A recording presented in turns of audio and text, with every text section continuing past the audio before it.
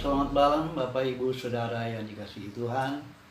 Puji dan syukur kami panjatkan kepada Tuhan di mana malam ini kita boleh mengikuti Pekan Doa Pantekosta yang ketiga.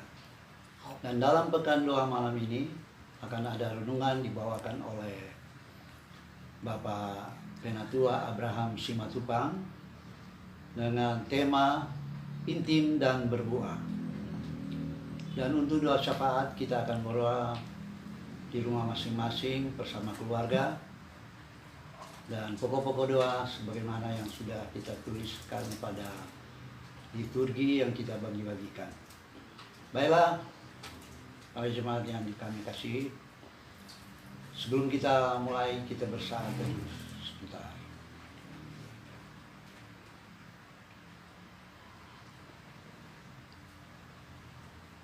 Baiklah, Bapak Ibu Saudara, mari kita mulai ibadah kita malam ini dengan menyanyikan nyanyian umat KJ 405.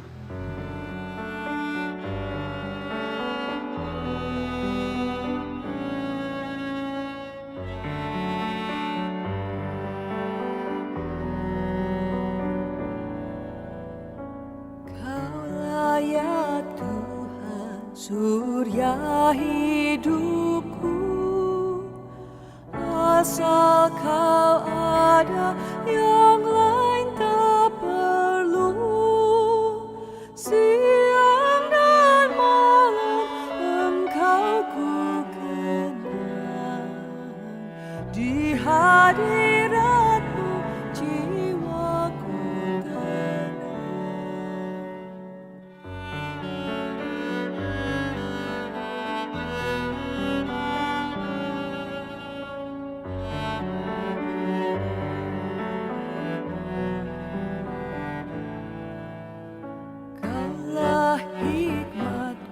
Firman hidupku, kau besertaku dan ku sertamu.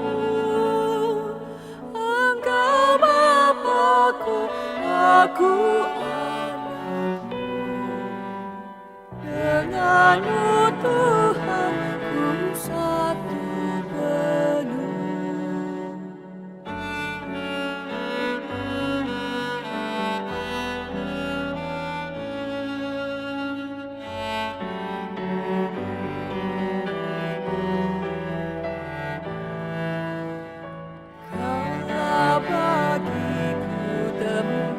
Berteduh, Kaulah perisai dan benteng teguh, sukacitaku kekal dalam-Mu, kuasa surgawi Engkau kuasaku.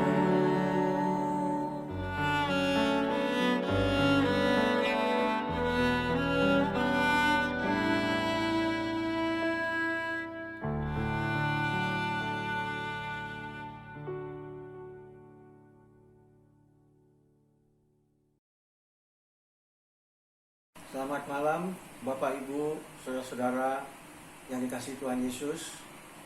Pada malam ini kita akan bersekutu dalam rangka doa 10 malam turunnya Roh Kudus di GKI Rawamangun. Mari kita berdoa sebelum kita membaca dan merenungkan firman Tuhan. Mari kita berdoa. Allah Bapa yang kami sembah di dalam nama Tuhan Yesus, terima kasih, puji syukur kami panjatkan kehadirat-Mu Tuhan untuk segala berkat kasih karunia-Mu yang kami rasakan setiap saat. Justru ketika kami di tengah-tengah wabah pandemi COVID-19 ini ya Tuhan, tangan Tuhan, penyertaan-Mu selalu kami rasakan ya Tuhan. Meskipun kami sudah hampir 3 bulan ini terpaksa harus bekerja dari rumah, kami tidak bebas ke sana kemari. Kami harus melakukan protokol COVID-19. Tapi ya Tuhan, kami percaya bahwa semua di dalam naungan kasih-Mu. Dan sementara kami akan membaca dan merenungkan firman-Mu, Engkau sendiri yang menyertai kami, Engkau sendiri yang memberikan penerangan, terlebih juga bagi hamba-Mu yang akan menyampaikan firman-Mu. Di dalam nama Tuhan Yesus kami berdoa, amin. Firman Tuhan yang akan kita renungkan pada malam hari ini adalah terambil dari kitab Injil Yohanes pasal 15 ayat 1 sampai 8. Injil Yohanes pasal 15 ayat 1 sampai 8. Akulah pokok anggur yang benar, dan Bapa-Kulah pengusahanya. Setiap ranting padaku yang tidak berbuah, dipotongnya, dan setiap ranting yang berbuah, dibersihkannya, supaya ia lebih banyak berbuah. Kamu memang sudah bersih, karena firman yang telah kukatakan kepadamu. Tinggallah di dalam aku, dan aku di dalam kamu. Sama seperti ranting tidak dapat berbuah dari dirinya sendiri, kalau ia tidak tinggal pada pokok anggur.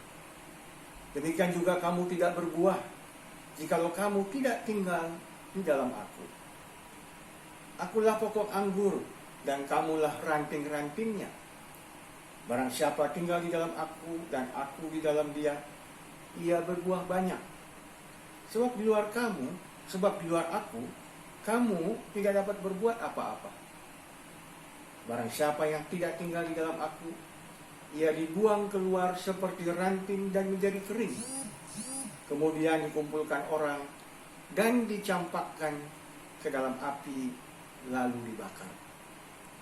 Jikalau kamu tinggal di dalam aku dan firman-Ku tinggal di dalam kamu, mintalah apa saja yang kamu kehendaki, dan kamu akan menerimanya.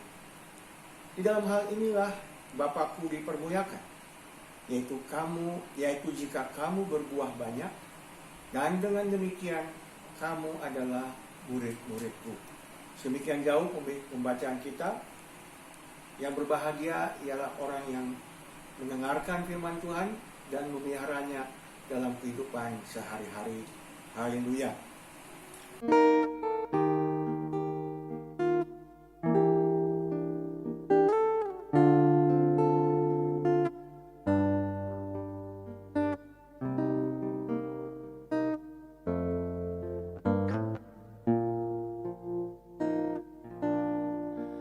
Firman-Mu ku pegang selalu, saat duka, saat senang, jalan hidup yang akan datang, tangan Tuhan yang memegang.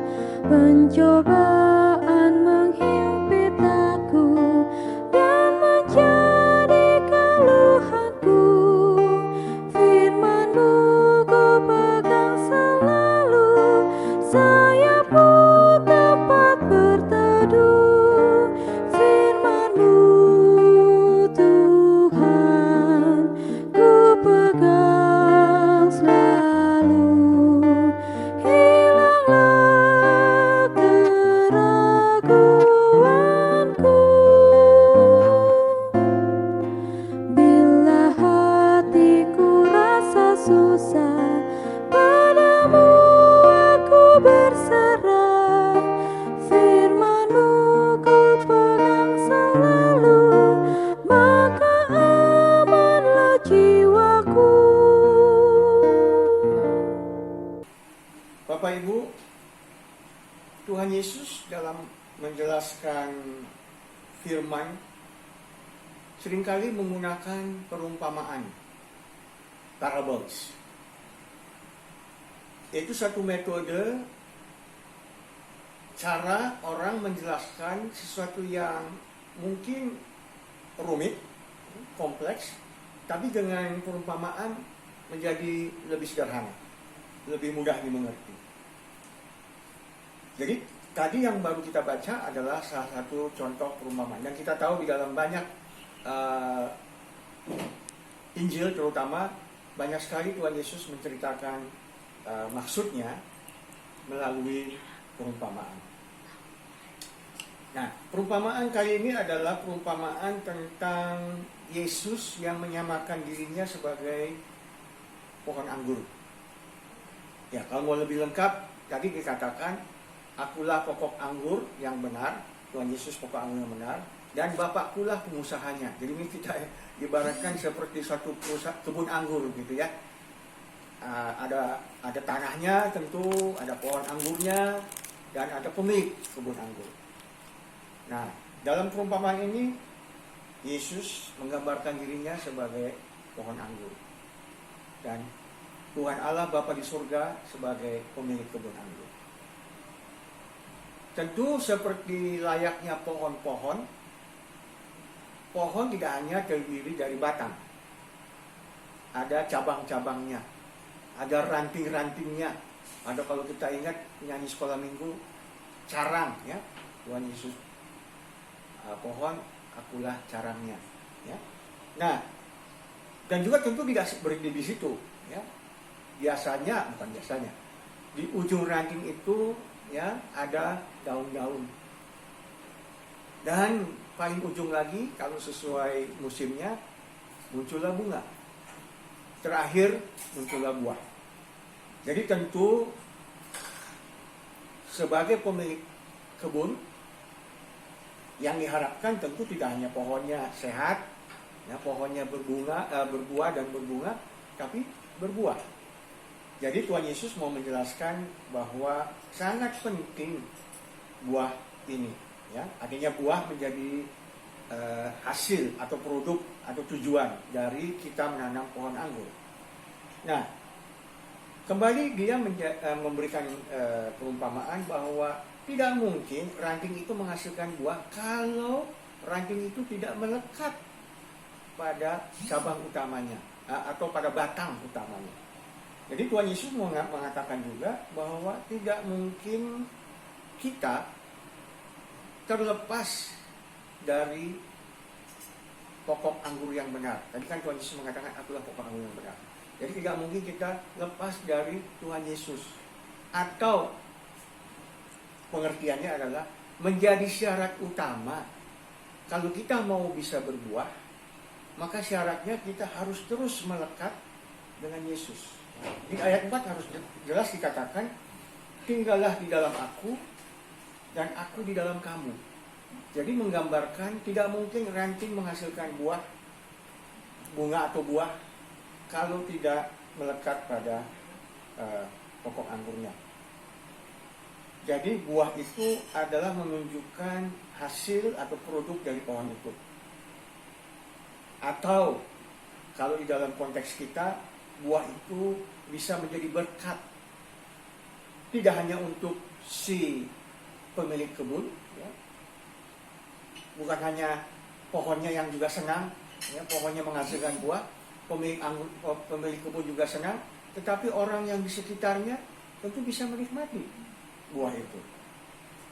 Jadi buah anggur tentu menghasilkan anggur.